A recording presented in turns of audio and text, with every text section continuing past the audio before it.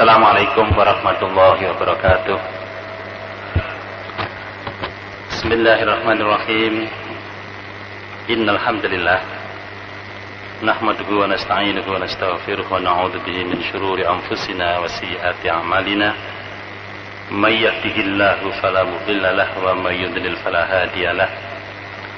Asyhadu an la ilaha illallah wahdahu la syarika lahu wa asyhadu anna Muhammadan abduhu wa rasuluhu la nabiyya ba'dah. Allahumma salli wa sallim ala Muhammad wa ala alihi wa ashabihi wa mawala. Amma ba'du, ma'asyiral muslimin rahimakumullah. Alhamdulillah, segala puji hanya untuk Allah yang telah melimpahkan nikmatnya kepada kita saat ini, baik nikmat lahir maupun nikmat batin, sehingga kita berada di masjid ini. Semoga Allah dengan upaya kita mensyukuri nikmat yang ada itu, Allah sebagaimana janjinya menambah nikmatnya kepada kita semua, sehingga kita menjadi kelompok manusia yang selalu bahagia dan bertambah kebahagiaan kita. Semoga hal ini kita rasakan dalam kehidupan kita di dunia ini, dan juga kita nikmati kelak pada saat kita kembali menghadap Allah Subhanahu wa taala. Amin. Bapak dan Saudara sekalian, kajian kita masih terkait dengan qalbun salim, qalbul mukmin, hati yang sehat, hati orang-orang yang beriman. Kita masih membicarakan tentang indikator, tanda-tanda orang-orang yang memiliki hati yang sehat, memiliki iman yang bersih. Karena yang keempat itu adalah at-tadzakkur, eling. Nah, bahasa Jawanya eling. Tapi mohon maaf, ini bukan berarti kita ini kelompok kebatinan, ya, kejawen, bukan. Jadi makna at-tadzakkur ini adalah sadar, eling. Nah, Bapak dan sekalian, sebagai manusia, kita ini adalah makhluk yang dhaif. Kita sering lupa. Kita sering lupa. Maka karena sering lupa itu, maka perlu diingatkan, baik secara langsung maupun tidak langsung, sehingga kita ini bisa istiqomah menampaki hidup ini di jalan Allah ini, di jalan yang benar ini. Namun Bapak dan sekalian, walaupun banyaknya peringatan yang diberikan, baik secara langsung maupun tidak langsung, tapi apabila hati kita ini adalah hati yang kesat, yang keras, hati yang sakit, yang sakim, maka tidak ada gunanya peringatan itu disampaikan. Beda dengan orang yang memiliki hati yang sehat, hati yang bersih, maka akan berguna peringatan itu. Kita sebagai manusia biasa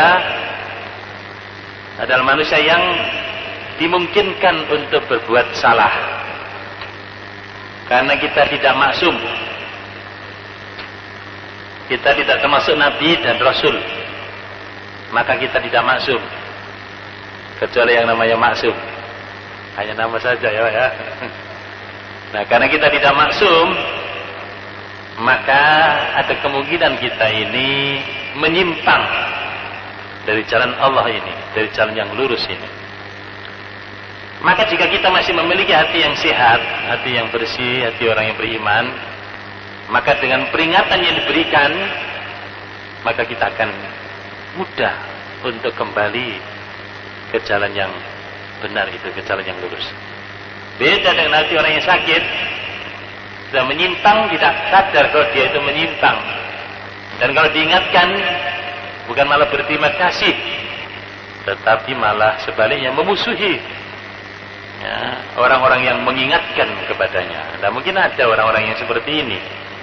Nah, semoga kita yang hadir di majelis taklim ini adalah sebuah indikator. Ya, kita memiliki indikasi bahwa kita adalah orang-orang yang selalu ingat pada Allah Subhanahu wa taala. Ya, orang-orang yang ingin mendapatkan tausiah bil haq dan tausiah bis sabr ini untuk kita tetap istiqomah di jalan Allah ini untuk beramal soleh, ya, melaksanakan perintah Allah dan menjauhi larangannya, ya, sebagai konsekuensi daripada iman kita, sehingga kita tidak termasuk orang yang merugi dalam menapaki hidup dan kehidupan ini dalam waktu berjalan ini. Bapak-bapak sekalian, karena hati orang yang sehat, orang yang beriman ini selalu eling, selalu imperatif, selalu siap untuk menerima pelajaran daripada ayat Allah yang ada ini, maka hati orang yang beriman ini selalu melihat, ya, tidak buta, tidak buta. Allah sendiri berfirman dalam Al-Quran surat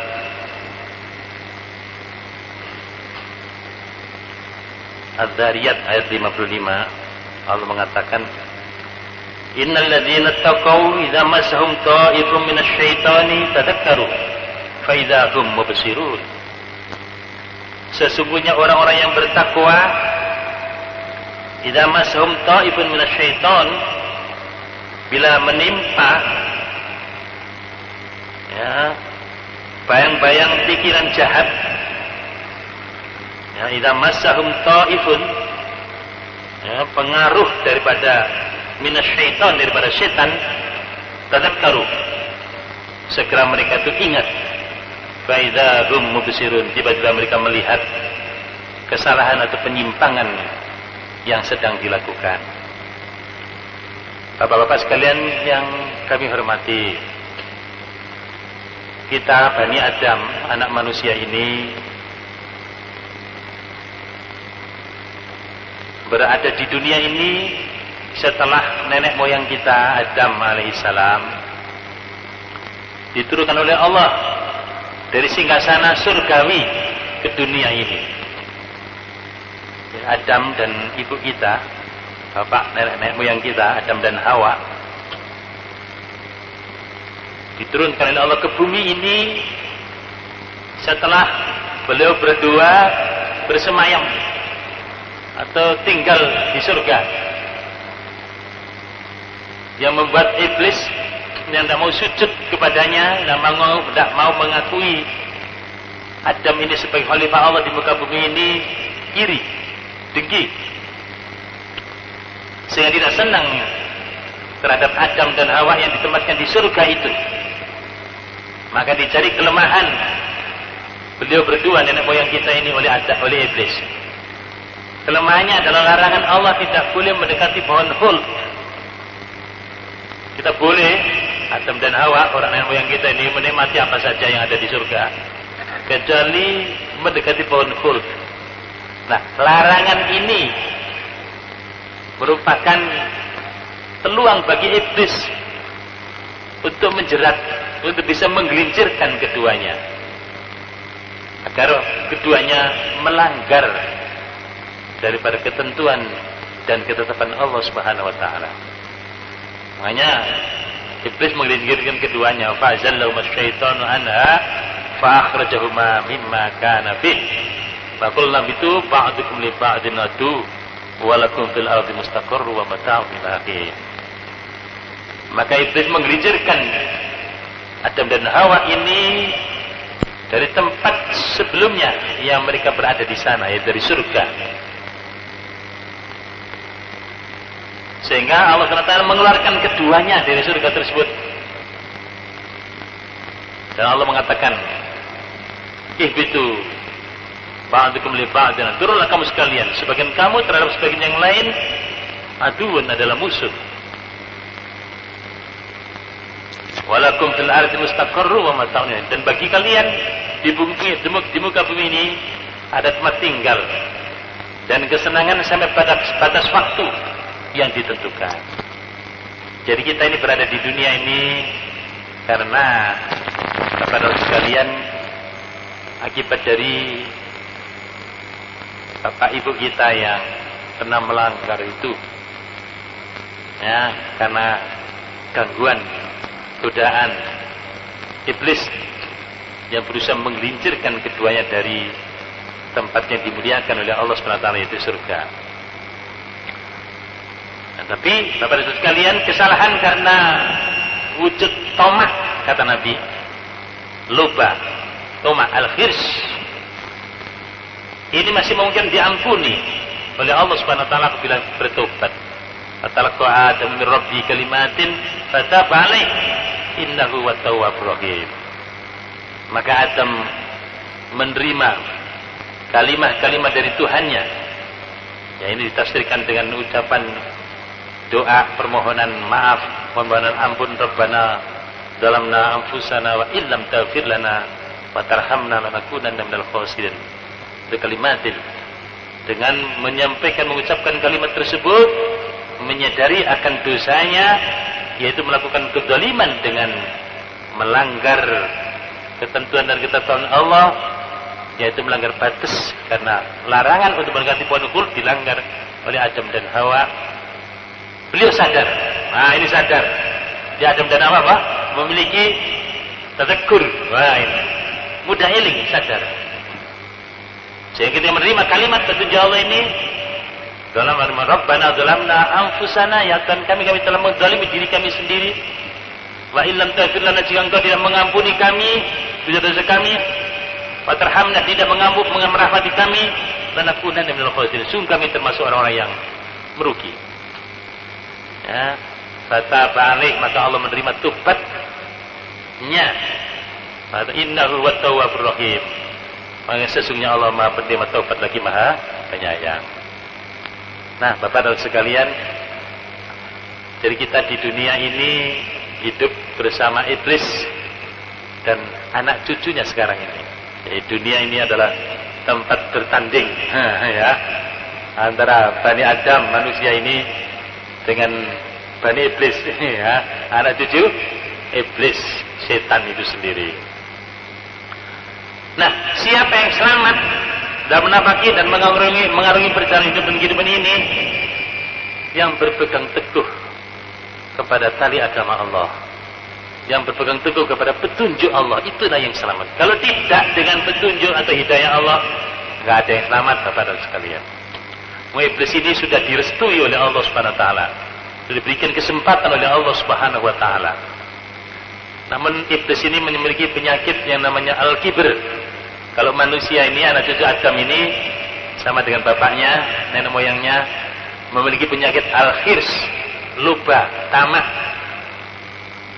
Wis duwe apa-apa sih kurang terus ya. Itu penyakitnya apa? Bani Adam ini. Al-khirs. Sudah punya rumah, punya mobil, punya istri, yang pengen istrinya orang lain lagi. Itu namanya al-khirs. Ya, itu penyakit anak Adam ini, Bani Adam. Sedangkan penyakit iblis ini adalah al-kibr, sombong. Nah, ini yang tidak diampuni oleh Allah SWT. Jadi iblis juga mau, gak apa-apa, gak diampuni asalkan diberi kesempatan untuk hidup bersama anak cucu Adam di dunia ini. Nah, ini buat kalian. Nah, sehingga iblis ini diberi tangguh, diberi kesempatan oleh Allah sampai hari kebangkitan nanti, yaumul ba'ts. Nah, karena kita ini hidup di dunia ini beserta iblis dan anak cucunya yang selalu mengganggu, menggoda. Dan iblis sudah berjanji di hadapan Allah untuk memanfaatkan kesempatan tersebut, kesempatan selama manusia ada di muka bumi ini. Luar biasa Pak ya. Iblis akan menggunakan kesempatan itu dari depan, dari belakang, dari kiri, dari kanan, dari seluruh penjuru, dan akan menggerakkan seluruh kekuatannya, pasukan kavalernya, infanterinya, dan seterusnya begitu. Iblis berusaha sedemikian rupa agar menjadi pengikutnya, akan menjadi hizbus syaitan ini, pengikut iblis dan syaitan ini. Yang selamat siapa? Illa ibadaka minhumul mukhlasin, kecuali hamba-hambamu ya Allah yang berada pada makom ikhlas. Tuh, mukhlasin ya. Mukhlasin. Sudah memang sifatnya sudah memiliki karakter ikhlas. Yang gak ada syirik lagi. Yang betul-betul masuk ke dalam Islam ini secara kafah. Sehingga tidak mau mengikuti langkah-langkah syaitan. Itu yang selamat. Jadi sebagaimana firman Allah, "Qul bitu minha jami'a, fa imma ya'tiyannakum minni hudan, faman tabi'a hudaya, fala khaufun 'alaihim wa la hum yahzanun." Allah berfirman, kami berfirman kata Allah, "Ibitu minha jami'a." Turunlah kamu sekalian dari surga ini semuanya. Fa imma ya'tiyannakum minni hudan, maka sungguh jika datang kepada kamu petunjukku, faman tabi'a hudaya, maka barang siapa yang mengikuti petunjukku, fala khaufun 'alaihim wa la hum yahzanun, maka mereka tidak akan ditimpa penyakit akut, rasa takut, rasa khawatir, rasa cemas hilang, Pak. Kita menghadapi kehidupan hari esok, masa depan, nggak khawatir, nggak takut. Ya, manusia ini sekarang dilanda penuh dengan kecemasan, Pak ya. Hari esok gimana nasibnya, kayak apa ke depan dan seterusnya, ya, Pak. Bagi orang yang begitu hidayah Allah, fala khaufun 'alaihim wa la hum yahzanun, dan mereka tidak akan bersedih hati. Karena orang yang mengikuti petunjuk ini adalah orang yang mengikuti jalan yang benar, sehingga apa yang dilakukan pasti menghasilkan berkah, nilai tambah dalam kehidupan ini, maka tidak pernah menyesal, nggak pernah bersedih hati. Walahum yahzanun. Beda dengan orang yang melanggar, Pak, berbuat dosa, tidak mengikuti petunjuk, maka pasti berakibat buruk terhadap perjalanan hidup dan kehidupannya, maka dia akan tertimpa kesedihan itu. Nah, kita ini enak, akan menjadi manusia-manusia yang bahagia kalau kita ini mengikuti petunjuk, kalau kita berpegang teguh pada tali agama Allah ini, mengikuti petunjuk Allah ini, maka fala khaufun 'alaihim wa la hum yahzanun. Nah, Bapak dan Saudara sekalian, karena kita dalam menapaki perjalanan hidup ini pasti menghadapi iblis dan anak cucunya setan yang berusaha untuk menggelincirkan kita. Karena iblis ini mencari teman sebanyak-banyaknya. Setan ini mencari teman apa? Sebanyak-banyaknya. Betapa banyak bintang-bintang film, ya, dan seterusnya yang sudah menjadi temannya dalam perjalanan ini, ya, Pak. Ya, nah ini yang perlu kita sadari. Hidup di dunia ini diuji oleh Allah Subhanahu wa taala dengan gangguan dan godaan yang sangat berat. Kenapa? Karena iblis beserta anak cucunya setan sudah berusaha dan berjanji di hadapan Allah untuk memanfaatkan kesempatan tersebut dengan sebaik-baiknya. Ya, hamba Allah saja yang mukhlasin, yang tidak bisa diganggu-gugat. Hamba Allah saja yang memasuki ke dalam Islam, secara kafah, yang tidak akan menjadi pengikut setan itu. Hamba Allah yang mengikuti hidayah Allah saja, yang tidak dilanda kecemasan, kekhawatiran, ketakutan, dan sedih hati dalam menapaki perjalanan hidup dan kehidupan ini. Maka Bapak dan Saudara sekalian, karena kita bukan Nabi dan Rasul, sedangkan iblis dan anak cucunya setan ini seringkali, ya, masahum ta'ifun, ya, menimpakan jerat, ya, memberikan jerat, menimpakan jerat, bayang-bayang pikiran jahat kepada anak manusia ini. Itu dalam bahasa lain yang zukhrufal qauli hurura, ya, perkataan yang indah-indah dalam mereka menipu anak manusia itu supaya kita ini menyimpang dari jalan yang benar itu. Wah, pokoknya macam-macam lah yang dilakukan oleh iblis dan anak cucu setan ini dalam mengganggu dan menggoda anak manusia ini. Maka bagi orang yang beriman, ketika diganggu iblis, ganggu dan anak setan, katakanlah tergelincir, maka ketika mendapatkan peringatan, segera, ya, segera tadakkaru, segera eling. Nah, ini Pak ya, ya, segera sadar, tadakkaru, faidahum mubsirun. Segera sadar, ingat. Maka tiba-tiba dia sudah melihat kesalahan yang dilakukan itu sehingga kembali untuk bertobat kepada Allah Subhanahu wa taala. Karena itulah maka Allah Subhanahu wa taala mensyariatkan ini at-tadzkir untuk memberi peringatan ini. Ya, Allah Subhanahu wa taala mensyariatkan kepada kita untuk melakukan upaya-upaya untuk mengingatkan ini.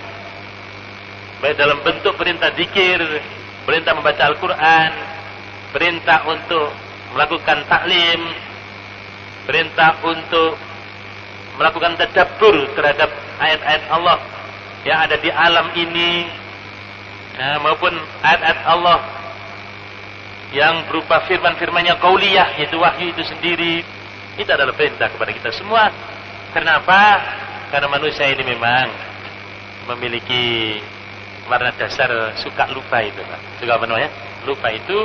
Di samping itu, dalam menapaki perjalanan ini, anak cucunya iblis setan itu selalu memanfaatkan setiap kesempatan. Sampai istilahnya tidak ada lubang jarum yang tidak dimasuki. Istilahnya begitu. Tidak ada lubang jarum yang tidak dimasuki oleh setan ini untuk menggelincirkan kita ini. Sehingga Allah SWT berfirman, "Wa dzakir fa inna dzikra tanfa'ul mu'minin."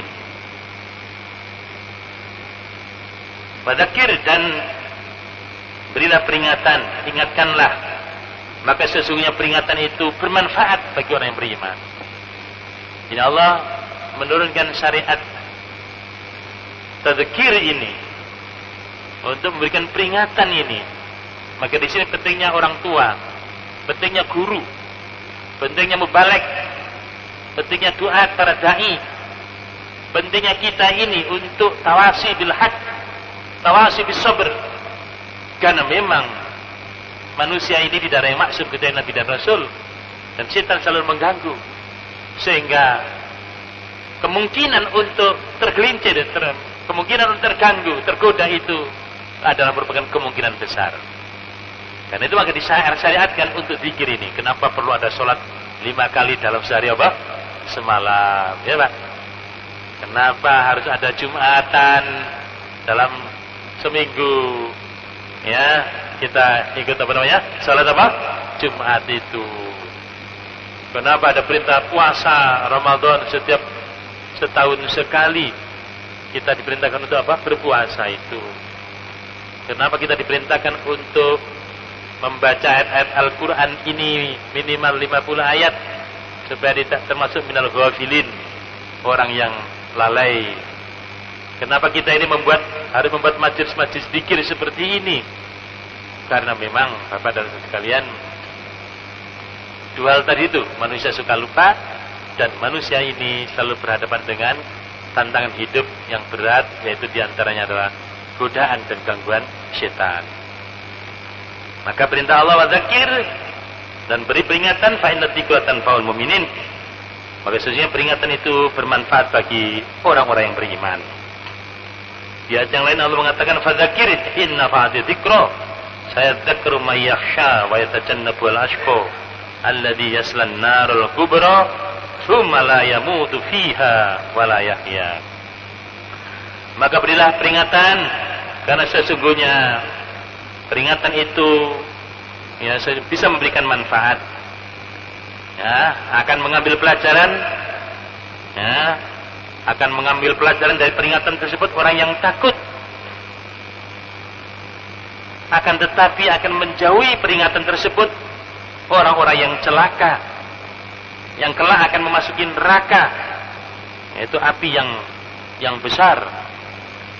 Tsumma la yamutu fiha wa la yahya, kemudian dia tidak akan mati dan tidak hidup di dalam neraka itu. Tidak mati dan tidak hidup untuk bisa merasakan betapa pedihnya, sakitnya siksa api neraka itu. Bapak dan sekalian, bagi orang yang beriman adalah orang yang memiliki kepekaan yang tajam terhadap ayat-ayat Allah, cepat sambung. Diingatkan Allah, maka dia takut pada Allah Subhanahu wa taala. Orang-orang yang takut pada Allah inilah orang-orang yang memang memiliki ilmu. memiliki kesadaran. Ya, memiliki ilmu, memiliki kesadaran. Sehingga pada saat disampaikan kebenaran, maka langsung diterimanya dengan penuh ketawadhuan. Ya, makanya orang yang katakan orang yang berilmu itu adalah orang yang takut pada Allah. Innama yakhsyallaha min ibadil ulama. Sesungguhnya hamba Allah yang takut pada Allah hanyalah ulama. Innama ya. Sesungguhnya hanyalah yakhsyallah yang takut pada Allah. Ya, min ibadi dari hambanya. Kalau ulama adalah ulama. Jadi orang yang berilmu itu adalah orang yang ma'rifatnya, pengetahuannya, kesadarannya kepada Allah itu tinggi. Bahkan dia menyadari semua ayat yang ada ini mengatakan dia untuk mengenal Allah dengan baik. Maka ketika diingatkan ayat Allah, baik qauliyah maupun kauniyah, dia segera mengambil pelajaran tersebut dan kembali kepada Allah Subhanahu wa taala. Dalam surat As-Sajdah Allah mengatakan, innama yu'minu bi ayatina alladziina idza dzukiru biha kharru sujada fasabbahu bihamdi rabbihim wa hum la yastakbirun. Sesungguhnya orang-orang yang mengimani ayat-ayat kami hanyalah apabila diingatkan pada mereka ayat-ayat kami, sikapnya adalah kharru sujada. Mereka tersungkur sambil sujud. Wasabbahu bihamdi rabbihim, dan bertasbih dengan memuji Tuhannya. Wa hum la yastakbirun, dan mereka tidak menyombongkan diri. Nah, itu sekalian. Ya, bertasbih, memuji Tuhannya, tidak menyombongkan diri, tersungkur sujud. Tuh. Apabila diingatkan diingatkan dengan ayat-ayat Allah Subhanahu wa taala. Nah, itulah hati orang yang beriman, hati orang yang sehat itu mudah diingatkan, tidak keras, tidak apa Pak? Tidak keras, tidak keras. Mana ada orang yang berkali-kali diingatkan tetap saja, istilahnya setan dablek ya, setan apa? Dablek itu. Nah ini. Bapak sekalian yang kami hormati, maka sebenarnya diturunkan para nabi dan rasul sejak Nabi Adam sampai Muhammad Rasulullah SAW, dan diteruskan oleh para duat, para dai, para ulama, ya, yang merupakan warasatul anbiya. Itu semua adalah dalam rangka mengingatkan manusia yang mudah lupa tersebut, serta mengingatkan manusia yang memang dalam menapaki perjalanan hidupnya mendapatkan rintangan dan gangguan dari setan itu. Sebenarnya Bapak sekalian, manusia ini secara fitrah itu adalah bertauhid. Setelah fitrah itu adalah menyadari tentang keberadaan diri sebagai hamba Allah. Secara fitrahnya. Tetapi setan ini membuat kita ini menyimpang. Sebagaimana firman Allah dalam hadis qudsi, yaqulullahu azza wa jalla, khalaqtu ibadi khunafa'a fajtalathum syayatin. Rawahu Ahmad dan Muslim. Ada berfirman dalam hadis qudsinya, aku telah menciptakan hamba-hambaku ini khunafa'a, dalam keadaan condong kepada yang benar itu. Condong kepada kebenaran. Jadi fitrahnya adalah tauhid, fitrahnya adalah Islam itu sendiri. Jadi Islam itu sesuatu yang inherent, yang melekat, yang terpatri, tertanam di dalam diri manusia ini. Nah itulah. Kemudian faktor lingkungan ini, yang sekarang sudah dikuasai oleh lingkungan yang enggak kondusif. Karena iblis dari anak cucunya memenuhi lingkungan, semua lingkungan yang ada ini. Sehingga mempengaruhi kedua orang tuanya, mempengaruhi pimpinan sebuah desa, pimpinan sebuah masyarakat, sebuah bangsa, dan seterusnya begitu. Sehingga lingkungannya itu membuat kita menyimpang daripada kehanifan kita, daripada kefitrahan kita. Fajtalathum syayatin, maka setan-setan telah menyimpangkan anak cucu Adam ini dari kehidupan yang hanif, dari kehidupan fitrahnya, dari Islam itu sendiri.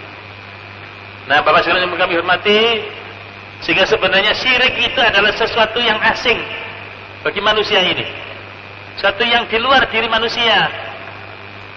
Ya, setan itu di luar diri manusia. Tapi setan itu membuat kita ini menjadi musyrik, mempersekutukan Allah. Itu kerja setan. membuat kita ini fasik, membuat kita ini munafik. Kita adalah kerja setan untuk membuat kita itu menyimpang dari jalan kebenaran yang merupakan fitrah kita itu. Nah, ini setan, kerja apa namanya? Setan. Nah, setan ini dari kelompok jin dan manusia dan kerjasama.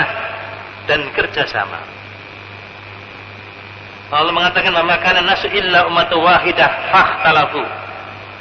Dan tidaklah keberadaan manusia ini kecuali merupakan umat yang satu. Ya, umat ini, manusia ini asalnya beragama dengan agama yang satu, Islam. Sejak Nabi Adam dulu sampai Muhammad SAW. Ya, tetapi ya, fahtalafu, kemudian mereka berselisih. Kenapa berselisih? Karena pengaruh setan itu. Kalau kita ini bertauhid, mempertahankan tauhid, mempertahankan keislaman kita, maka kita akan bersatu.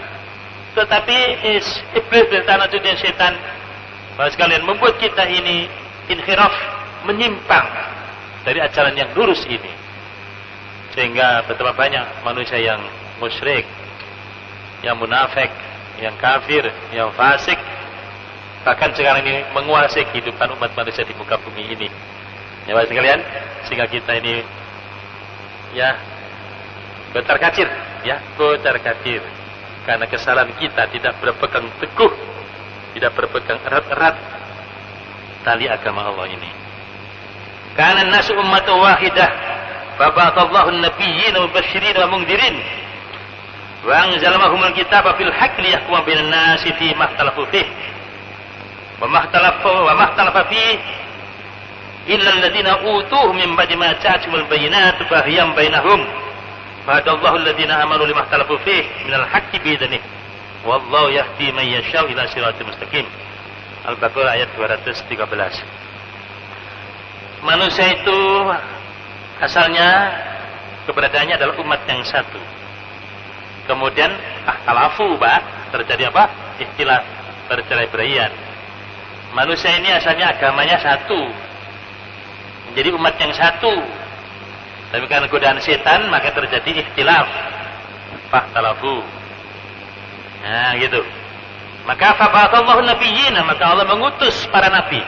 Nabi-nabi itu diutus terus dalam rangka untuk meluruskan kembali kepada ajaran yang Allah lurus tersebut. Maka Allah mengutus para nabi mubasysyirin untuk memberikan kabar gembira bagi orang-orang yang istiqamah melaksanakan perintah Allah dan menjauhi larangannya. Wa mundhirin, dan memberikan ancaman kepada mereka yang tidak mau taat melaksanakan perintah, bahkan apa yang dilarang oleh Allah dilaksanakan dan diancam. Nah, itu kerja para nabi dan rasul dan para duat, para mubaligh selanjutnya untuk meluruskan penyimpangan yang terjadi yang membuat kita ini ikhtilaf, berpecah-pecah.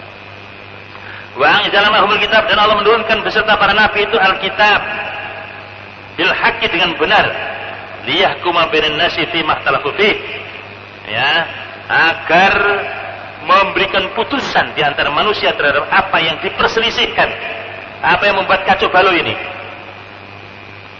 Wa ma ikhtalafu fihi, dan mereka tidaklah ikhtilaf, bercerai-berai mengenai kebenaran ini, illal ladzina utu min ba'di ma ja'atuhum, kecuali orang-orang yang telah diberi Alkitab setelah datang kepada mereka bukti-bukti kebenaran. Karena baghyam bainahum, karena kedengkian di antara mereka itu. Nah, sekalian, ya, seperti itu kejadiannya. Ini terjadi saja seperti Muhammad Rasulullah yang terakhir diutus oleh Allah, yang untuk meluruskan umat manusia dari penyimpangan yang terjadi. Maka karena Muhammad ini menyampaikan kebenaran yang sudah pernah tertulis dalam kitab-kitab sebelumnya, baik Taurat maupun Injil, maupun Taurat maupun apa? Injil. Dan selanjutnya Muhammad ini dari anak cucu tetap dari Ibrahim, tetapi dari Ismail, Ibrahim dengan Sarah, dengan Hajarnya yang melahirkan Ismail. Pada Ismail melahirkan terus Muhammad diantaranya. Kemudian Ibrahim dengan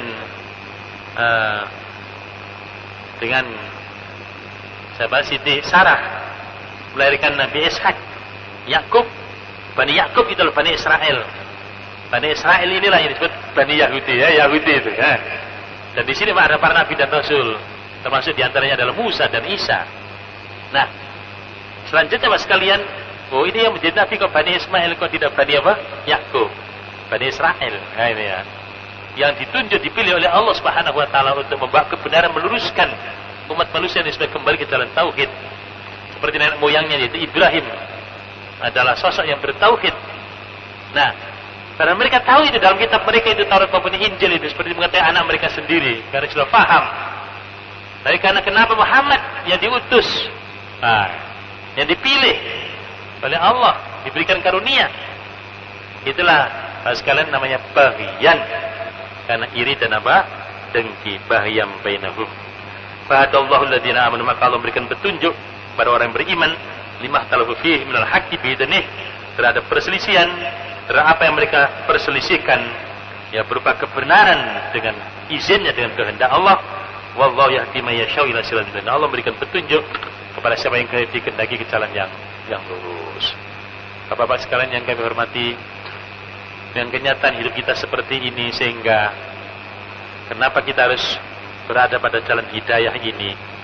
Kita tetapi sholat 5 kali dalam sehari semalam, kita tetapi sholat Jumat, kita tetapi puasa Ramadan, kita mengkaji wahyu dan petunjuk ini, kita laksanakan, kita berada pada teman-teman yang baik-baik seiman, kita memberikan al-wala kepada Allah Rasulnya dan orang beriman, sehingga teman-teman kita ini, pemimpin kita, teman kita adalah sama-sama beriman, sehingga tawasi bil haq, tawasi bil sabir berjalan, sehingga dengan demikian kita ini berada pada lingkungan yang kondusif untuk bisa istiqomah di jalan Allah Subhanahu Wa Taala. Sehingga dengan demikian hati kita terjaga, hati kita terbina, hati kita terarahkan, sehingga apabila mendapatkan peringatan tidak kebablasan. Ya, kalau sudah kena kotoran sedikit-sedikit akhirnya kotor menjadi daging, menjadi berat, menjadi hijab. Wah, itu yang berat, Pak. Kalau hijabnya sudah tebal, diingatkan atau nggak diingatkan apa? Berat yang seperti itu. Nah, mudah-mudahan kepada sekalian, kita yang hadir ini adalah manusia-manusia yang diberi hati yang salim, yang apa? Yang sehat. Ya, hati orang yang beriman, yang mudah untuk menerima peringatan, sehingga kita segera tobat kembali kepada Allah, tidak terus-menerus kita melanggar, ya, melanggar atau maksiat kepada Allah dan Rasul. Saya kira demikian. Mungkin ada yang ditanyakan atau ditambahkan. Monggo Bapak dan Ibu sekalian.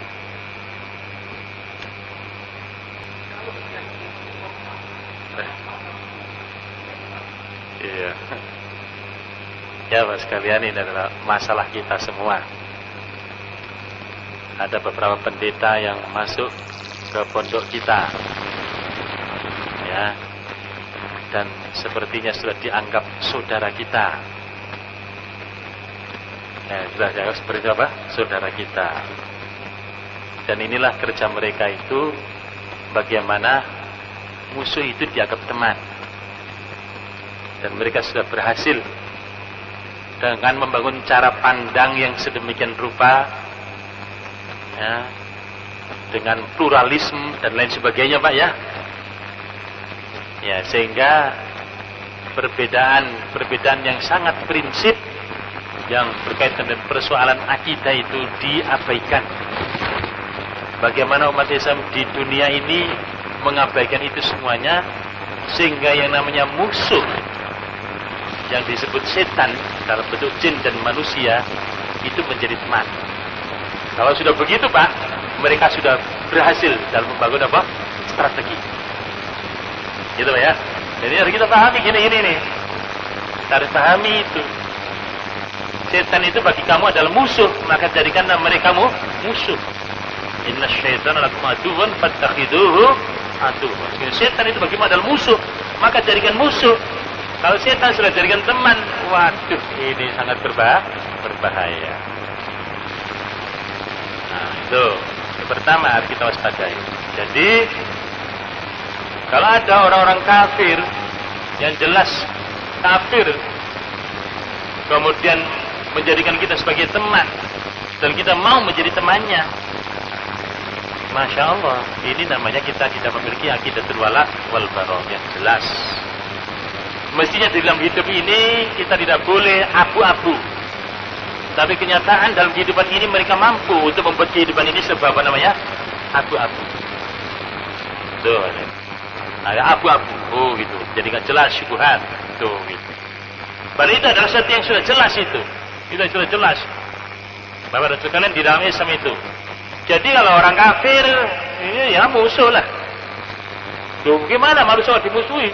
Iya, sebab mereka akan merusak. Kalau nggak dimusuhi, maka mereka akan mengglobal di dalam membuat apa namanya? Kerusakan ini. Ya, harus kita tegakkan itu adalah yang benar. Yang benar yang harus tegak. Menguasai kehidupan ini, memimpin kehidupan ini secara global. Jangan malah yang nggak benar yang apa memimpin secara global. Nah ini loh sekalian. Jadi mereka sudah membuat langkah-langkah sedemikian rupa dan kita mengikuti langkah-langkah mereka. Padahal ya alladzina amanu ya kita dilarang ya la tattabi'u khutuwatis syaitan. Kita tidak boleh mengikuti langkah-langkah syaitan. Ya alladzina amanu tadkhulu fi silmi kafah wa la tattabi'u khutuwatis syaitan. Innahu lakum aduwwun mubin. Wahai orang beriman, masuklah kamu ke dalam Islam ini secara kafah, secara keseluruhan, dan jangan mengikuti langkah-langkah setan. Karena setan itu adalah musuh yang nyata bagi kalian. Nah ini bahasa kalian. Kira-kira apa maksudnya Pak? Ini saya nggak tahu Pak. Ya nanti dilihat saja di sana apa maksudnya itu. Nah, kalau itu kan perlu dilihat, ditanyakan apa kita masuk kedatangan mereka itu ke pesantren-pesantren itu. Yang berikutnya persoalan menetapkan waktu ini Pak. Nah, sekalian, kita ini memang berat dalam hal ini karena kekuasaan global ini di tangan mereka. Mereka itu sudah mengatur semuanya itu sudah dalam genggaman mereka. Sampai waktu pun kita ini coba lihat kalender kehidupan kita ini dalam menentukan waktu dan segala macam itu. Kita mengikuti mereka Pak. Jangan kira tidak Pak. Kita sudah mengikuti apa? Mereka. Greenwich ya, itu menentukan 0 itu, titik berapa? 0 itu. Mereka yang menentukan. Masa jam 12 malam itu jam pada apa? 0 jam 0 itu. Oh, coba. Mereka sudah menentukan. Padahal kita ini kan maghrib itu kan sudah mulai masuk Pak hari kita, Pak ya Pak. Maghrib Pak ya. Sekarang ini hari apa ini? Hari Rabu. Hari Rabu Pak ya. Rabu. Berarti sekarang ini hari apa Pak? Hari Kamis sudah. Mereka masih hari Rabu. Tuh coba. Jadi jam 6 tadi itu, maghrib tadi itu kita sudah masuk hari apa? Kamis. Loh. Tadi kita ikuti mereka hari Kamis itu setelah jam 12 malam nanti. Iya Pak, betul Pak? Itu saja sudah berbeda, sudah apa namanya? Beda. Mulai titik nolnya, menentukan waktu itu di Greenwich sana Pak. Mestinya kita ini menentukan waktu itu di Ka'bah sana Pak, titik nol kita Pak. Kiblatnya umat Islam itu baik waktu maupun yang lainnya, imam waktu itu di sana mestinya Pak. Terus berputar begini saja lewat arah kiblat Pak, tawaf begitu Pak. Sehingga kita begitu ke sana mestinya Pak sekalian. Sehingga kalau di sana wukufnya hari Selasa, hari apa?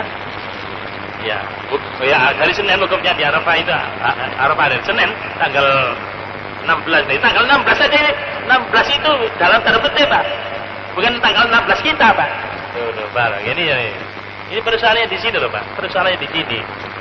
Jadi ini kalau kita diskusikan panjang Pak, kita bisa akan jadi satu kalau kita ini sudah dalam satu kepemimpinan di dunia ini Pak, dan dikendalikan oleh Islam dan kembali kepada tahun Hijriah itu Pak. Seperti dari Umar bin Khattab, Umar bin Khattab dulu dan selanjutnya ada masalah khilafah Islamiyah. Nah kan sekarang kalau hanya sekarang begini-begini Pak, ya sudahlah Pak. Nah ini kita berada dalam kondisi genggaman mereka Pak. Kondisinya seperti itu. Umpamanya kalau sekarang kita tetapkan, kita nanti sholat Id katakanlah hari apa? Hari Selasa. Karena Seninnya Arafah, kan enggak Selasa. Sehingga waktu hari Senin karena hukumnya Arafah di sana hari apa? Senin. Hari Selasa. Pemerintah menetapkan hari apa? Rabu. Ini pun juga masih menjadi masalah loh Pak. Bisa jadi hari Rabu yang ditetapkan oleh pemerintah itu sebenarnya adalah hari Selasa Masian menurut waktu imam. Tuh.